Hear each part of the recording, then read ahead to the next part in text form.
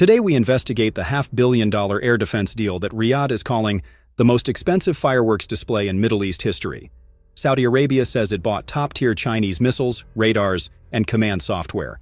Tonight, for the first time, the kingdom's own declassified bomb damage footage, radar logs, and intercepted Chinese sales emails reveal a weapons program that may never have worked in the first place.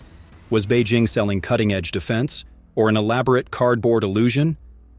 From the sandstorm skies over Abqaiq to the marble corridors of the Saudi Defense Ministry, this is a special Global Sentinel investigation. Desert Mirage, the 100 million air defense scam. September 14, 2019, 03:31 a.m. 25 low-flying Delta-wing drones and 7 cruise missiles skim the Rub al-Khali Desert at 150 knots. Their target? The world's largest crude oil stabilization plant at Abqaiq. On paper, the plant is ring-fenced by a Chinese-built Skydragon 50 air defense brigade. 100 million worth of IBIS 150 radars, TWA-50 fire control vans, and truck-mounted hypersonic missiles advertised as 99% kill probability against low-signature targets. Yet every single warhead gets through. Within 17 minutes, 5.7 million barrels per day of global oil supply vanish into boiling smoke. Crude prices spike 20% overnight. And inside the Saudi Royal Air Defense Operations Center, officers stare at blank radar scopes that never painted a single inbound threat. These silent screens, obtained by Global Sentinel, are now Exhibit A in a 400-page fraud docket quietly filed in London's High Court last month. Riyadh is suing China Precision Machinery Import-Export Corporation, CPMIEC, for fraudulent misrepresentation, negligent fabrication, and conspiracy to export non-functional military hardware. The suit asks for the return of $667 million paid since 2017, plus $1.3 billion in lost oil revenue. Beijing has not yet entered a plea, but insiders tell this program the Chinese defense attaché in Riyadh has already offered a generous upgrade package at no extra cost if the Saudis drop the case and, quote, avoid embarrassing publicity. Tonight, we give them the publicity they hoped would never come. The court bundle contains a 2016 marketing brochure we are showing on television for the first time. Page 1, a glossy photo of the Skydragon 50 launcher with the tagline, "One button, zero threats." Page 4, a table claiming detection range of 250 kilometers against a 1 square meter target. But buried in the appendices, a footnote typed in 2-point font admits that range quote is based on laboratory conditions with cooperative target transponder. Translation: the missile only hits a drone that wants to be found. Cut to undercover body cam footage shot by a Saudi military procurement officer, April 2017, Zhuhai Air Show. Chinese salesman, subtitle: we can repaint the radars in any desert camouflage you like. The important thing is the ceremony. When the prince presses the button, fireworks go off, everyone applauds, you take photos, we all go home happy.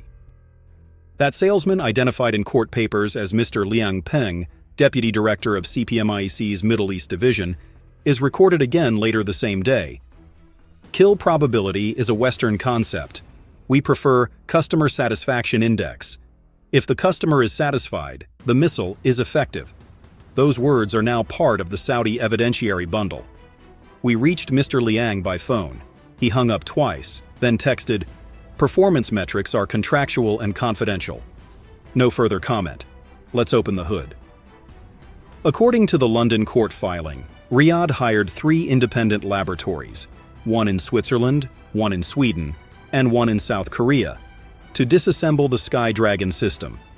Their combined 1,800-page report is classified secret no foreign, but Global Sentinel has obtained a 42-page executive summary. Key findings. 1. Radar transmitter uses a 1980s traveling wave tube recycled from decommissioned Russian P-18 sets. Peak power output is 2.3 kilowatts, not the advertised 12 kilowatts, an 80% shortfall. 2. Fire control software is a repainted civilian air traffic package coded in 1998. Its lookup table contains only 47 aircraft silhouettes, none newer than 2005, and 0 drone profiles. 3. Missile guidance relies on semi-active radar homing, but the nose-mounted seeker was replaced, without customer notification, with a cheaper GPS-aided inertial unit that cannot steer once the booster burns out. 4.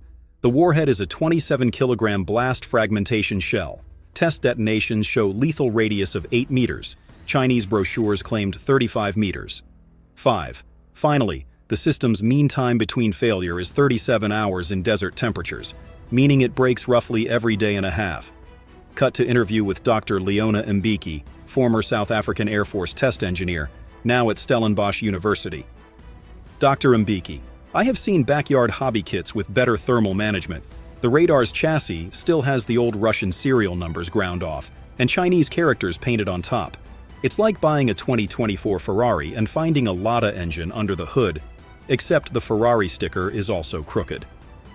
Where did the $667 million go?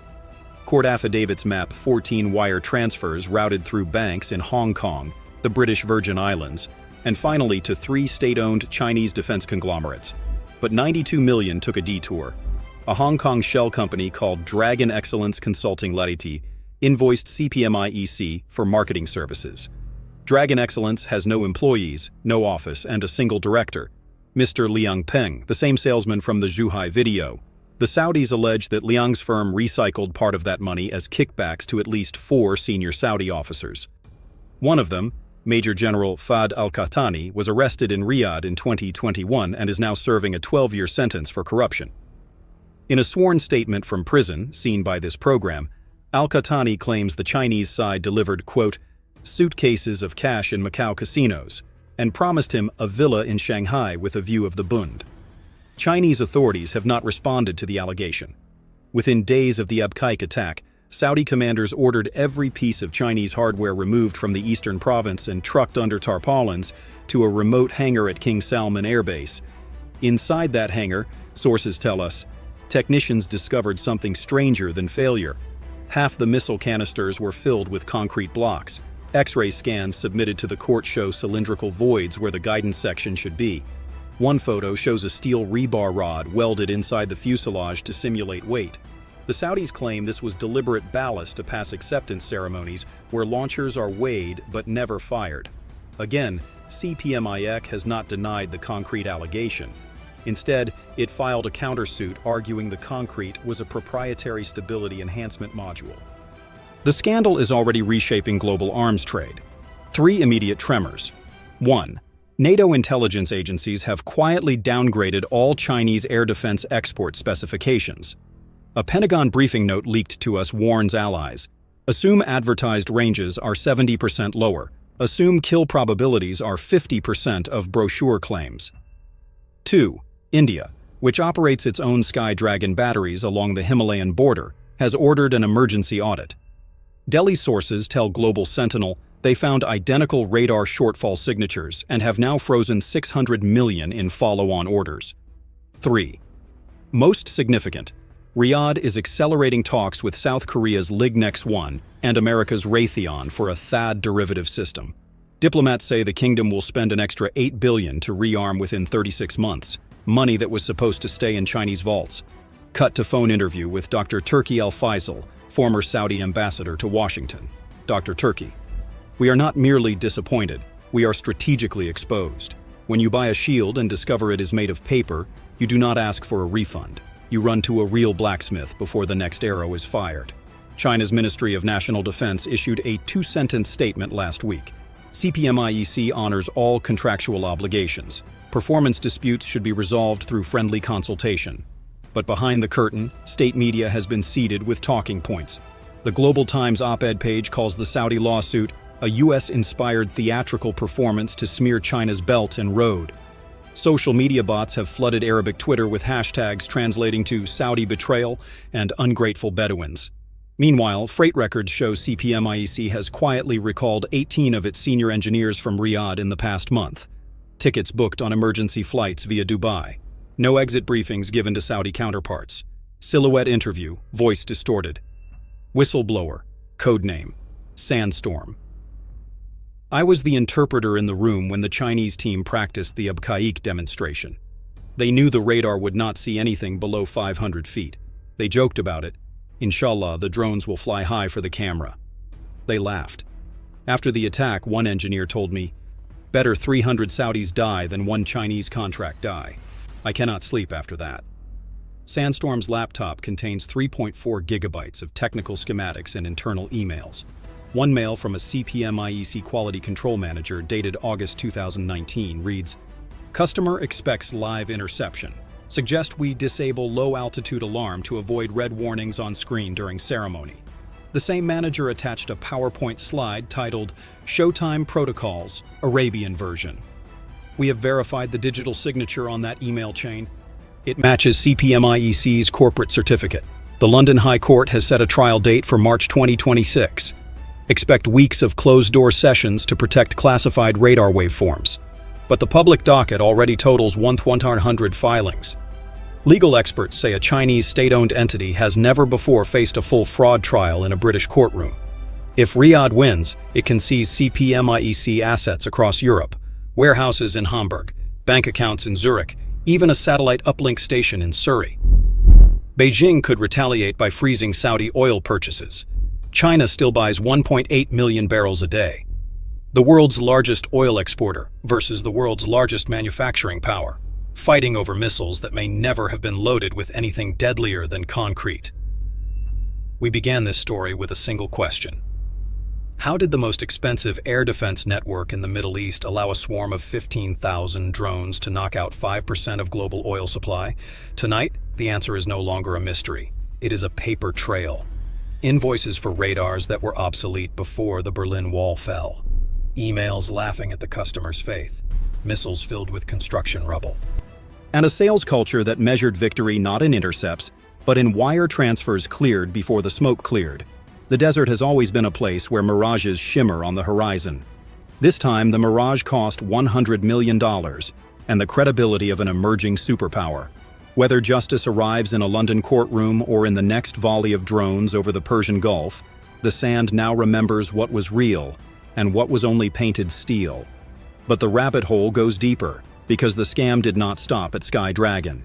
Tonight, we can reveal that the very same sales team quietly marketed at least 4 other wonder weapons to Riyadh, every one of them promising to plug the gaping hole left by the first failure.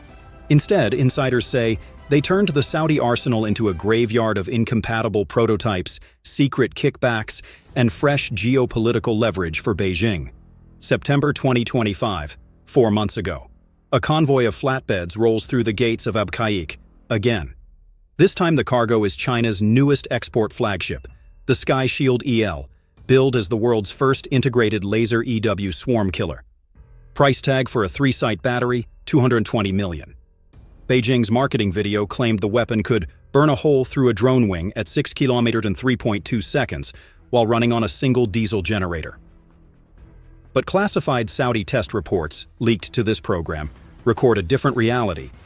In 14 desert live fire trials between May and August 2025, the laser achieved only 7 confirmed kills out of 42 targets, an 83% failure rate.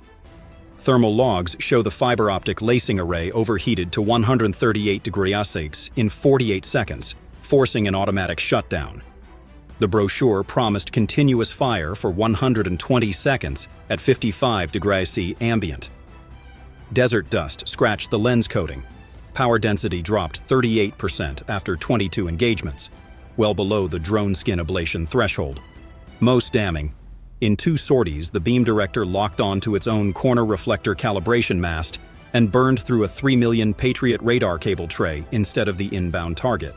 One Saudi engineer wrote in the margin of the report, "We swapped Patriot cables for Chinese light show.